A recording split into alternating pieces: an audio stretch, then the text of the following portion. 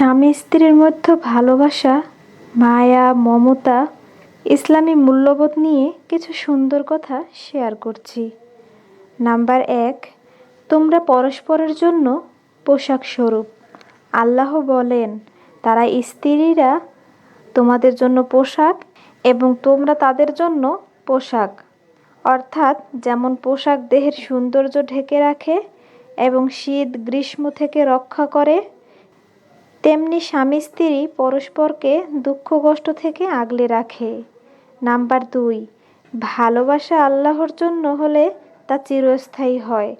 রাসূল সাল্লাল্লাহু আলাইহি সাল্লাম বলেছেন, যখন কোনো পুরুষ তার স্ত্রীর দিকে ভালোবাসার দৃষ্টিতে তাকায় এবং স্ত্রীও তাকায়, আল্লাহ তাদের দিকে দয়া ও রহমতের সৃষ্টিতে তাকান।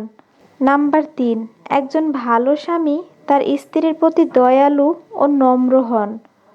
রাসূল সাল্লাল্লাহু আলাইহি সাল্লাম বলেছেন, তোমাদের মধ্যে সেই উত্তম যে তার স্ত্রীর সাথে উত্তম ব্যবহার করে, আর আমি তোমাদের মধ্যে আমার স্ত্রীর সাথে উত্তম আচরণকারী। নাম্বার ৪, স্বামী স্ত্রী একে অপরের পরিপূর্ণতা। স্বামী স্ত্রীর সম্পর্ক হলো হৃদয়ের প্রশান্তি ও জীবনের সঙ্গী। তারা সুখ দুঃখের ভাগীদার।